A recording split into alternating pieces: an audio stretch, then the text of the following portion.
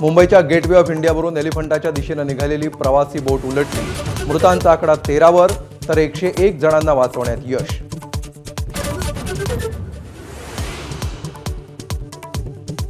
नौदलाच्या स्पीड बोटने धडक दिल्यामुळे दुर्घटना। मृतांमध्ये 10 प्रवासी तर 3 नौदलाच्या जवानांचा मृत्यू। मुख्यमंत्री फडणवीसांची माहिती।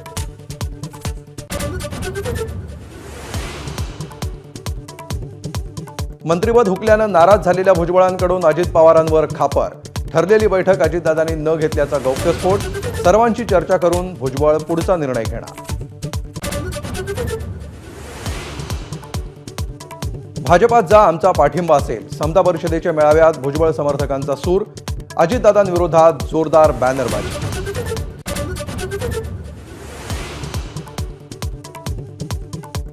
अमित शहांनी राजीनामा द्यावा किंवा त्यांना मंत्रिमंडळातून काढून टाकावं, काँग्रेस अध्यक्ष खरगेंची मागणी।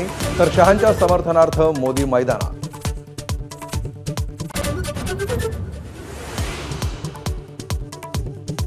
आंबेडकर विरोधी वक्तव्य करणाऱ्या अमित शहांवर भाजप काय कारवाई करणार? उद्धव ठाकरेंचा सवाल। शहांच्या निषेधार्थ ठाकरेंच्या आमदारांची दीक्षाभूमीला भेट।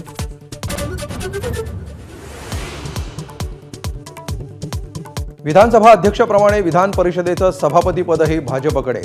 राम शिंदेंची बिनविरोध निवड। औपचारिक घोषणा बाकी।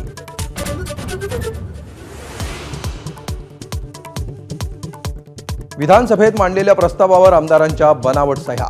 ठाकरे गटाचे आमदार भास्कर जाधवांचा गंभीर आरोप। सह्या केलेल्या 86 पैकी 17 आमदार अधिवेशनातच नसल्याचा दावा।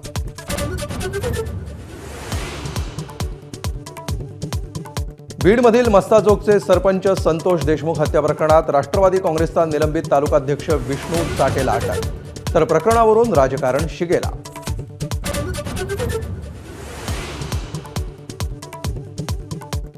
एसटीचा प्रवास महागण्याची शक्यता। जवळपास 15% भाडेवाढ करण्याचा महामंडळाचा प्रस्ताव।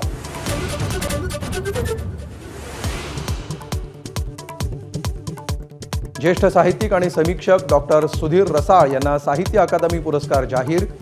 विंदांचे गद्यरूप या पुस्तकासाठी सुधीर रसाळ यांचा सन्मान।